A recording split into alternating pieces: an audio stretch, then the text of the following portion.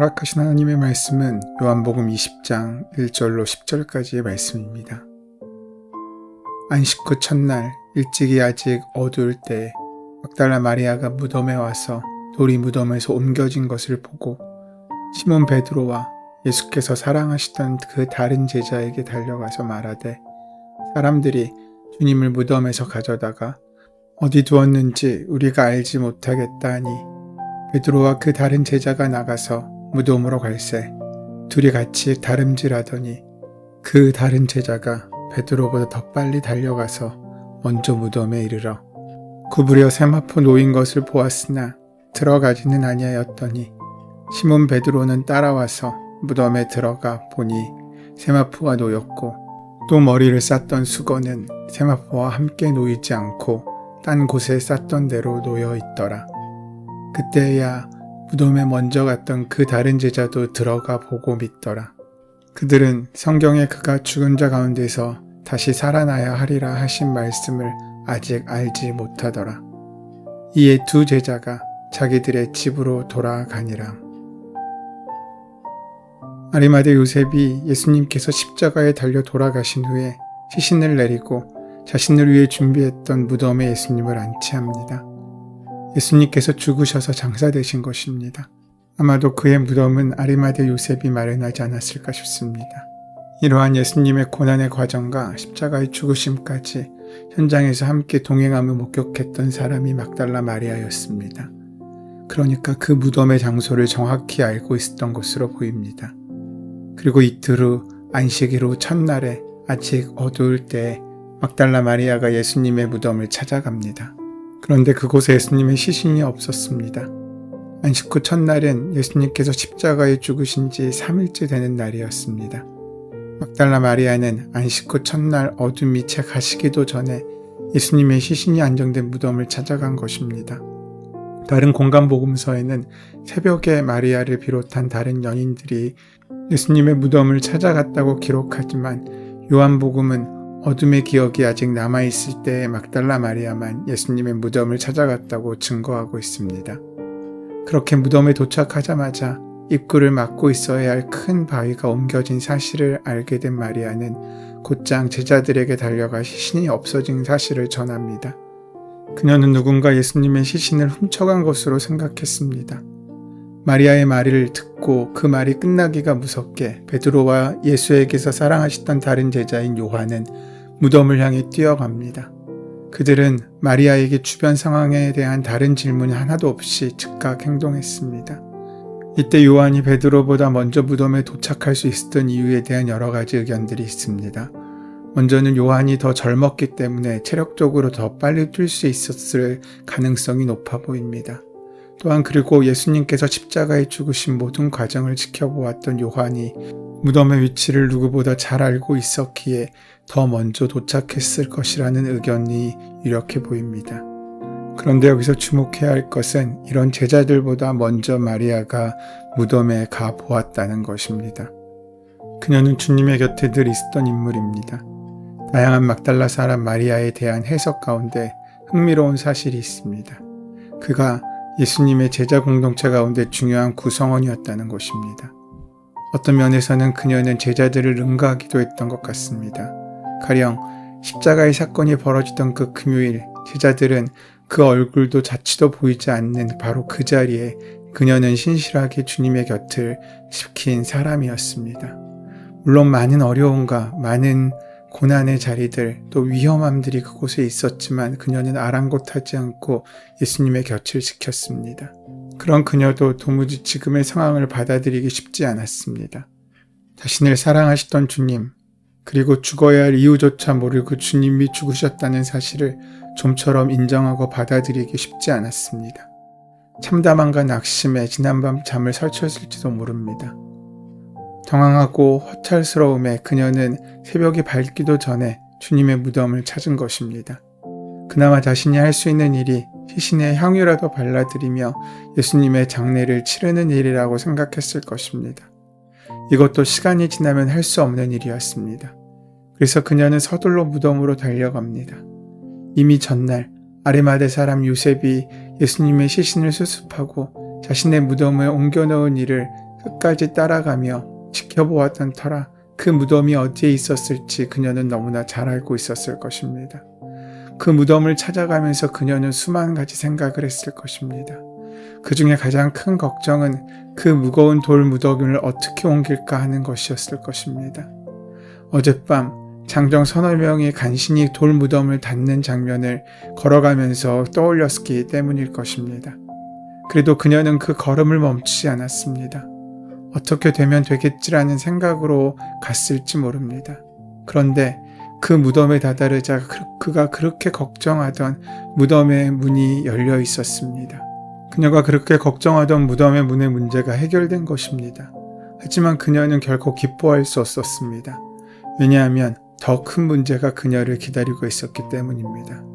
무덤이 비어 있습니다. 그러나 그곳에 예수님의 시신이 보이지 않습니다. 그런데 그녀는 기뻐하기보다는 절망합니다. 왜냐하면 누군가 예수님의 시신을 자신보다 먼저와 탈취해갔다고 생각했기 때문입니다. 그녀의 판단에 부활이라는 단어와 가능성은 아예 없었던 것 같습니다. 너무 놀란 마리아는 제자들을 곧바로 찾아가 이 사실을 알립니다. 이 소식을 제자들에게 알려주고자 곧바로 달려간 것입니다. 마리아는 자신이 본 곳을 토대로 나름대로 추론합니다. 누군가 무덤 문을 열고 예수님의 시신을 가져갔나 보다. 어디론가 옮겼나 보다. 그래서 제자들을 만난 마리아는 자신이 보았던 것을 그대로 얘기하기보다 해석을 덧붙여 이야기합니다. 사람들이 주님을 무덤에서 가져다가 어디에 두었는지 우리가 알지 못하겠다 하니 라고 말합니다. 어쩌면 가장 적절한 상황 판단이라고 볼 수도 있습니다.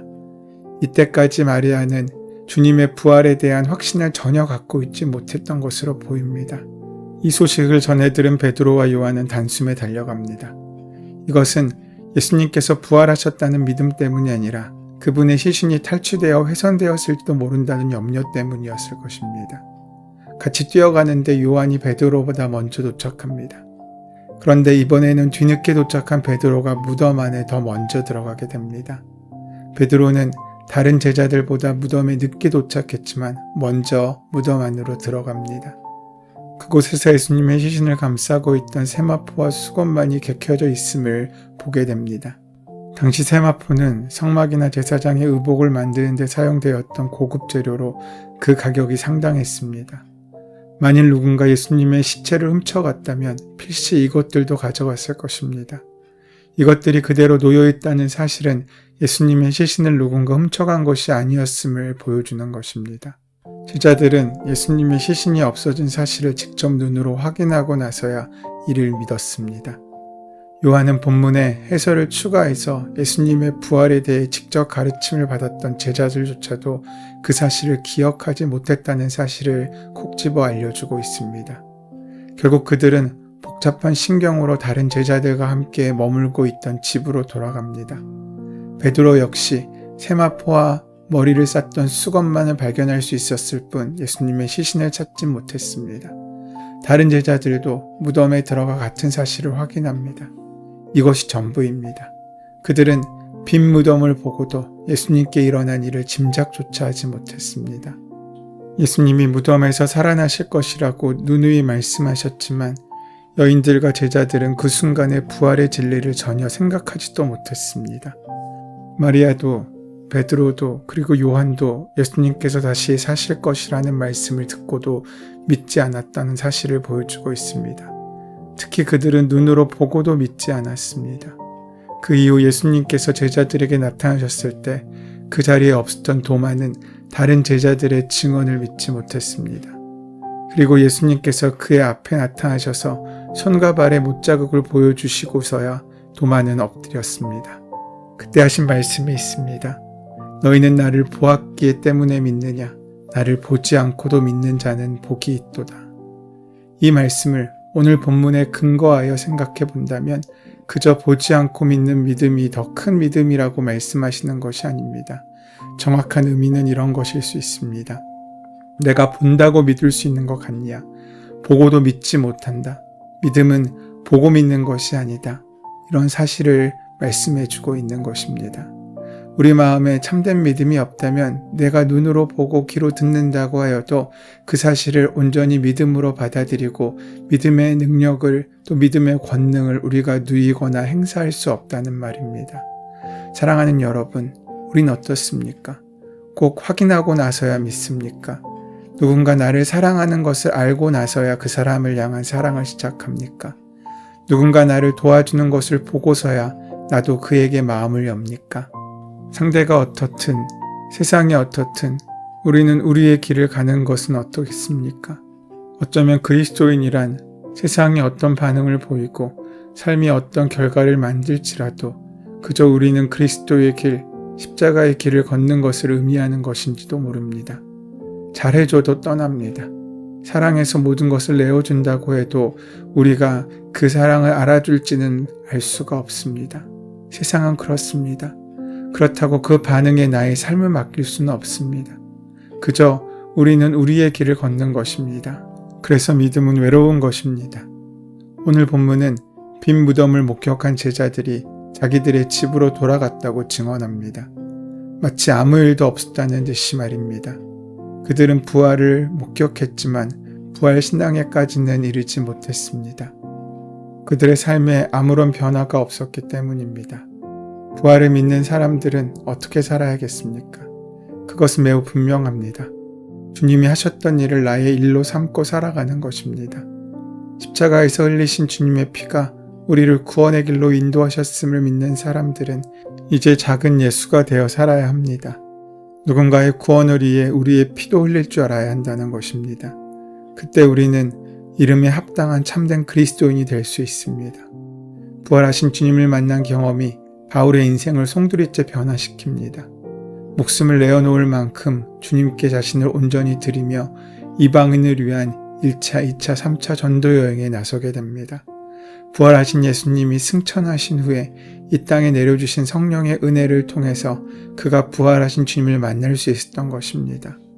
그러고는 부활의 소망을 갖고 살 수 있게 된 것입니다. 그 소망이 온전히 그의 마음과 삶 가운데 살아있는 한 그는 어떠한 고난과 힘들고 어려운 상황과 형편 가운데서도 성실히 또 묵묵히 기쁨으로 자신의 믿음의 길을 완주할 수 있었습니다. 사랑하는 여러분, 부활의 감격이 여러분 안에도 있으십니까? 그 감격의 원천은 어디서부터 시작되는 것입니까? 성령님께서 우리에게 은혜를 베풀어 주셔서 부활하신 주님을 만나게 하시고 부활하신 주님께서 우리의 이름을 불러주시는 것을 듣게 하셔서 부활의 소망을 갖게 하십니다. 빈 무덤도 중요하지만 그 무덤을 확인하는 것도 중요하지만 더 중요한 것은 이제 무덤을 나오신 주님을 만나는 것입니다. 당신은 정말 당신의 가정 안에서 그리스도인의 향기가 있으십니까? 정말로 아내 앞에서, 남편 앞에서, 자녀 앞에서, 부모 앞에서 그리스도인의 향기를 품고 있습니까? 바로 그곳이 십자가를 세워야 할 출발점이고 그 시작이 우리를 땅끝까지 이르게 하는 것입니다. 이렇게 사는 것이 부활을 선포하는 삶을 사는 것입니다. 내가 죽는 삶을 살기 시작할 때, 세상과는 좀 다른 가치의 삶을 살기 시작할 때 생명의 삶이 선포되는 것입니다.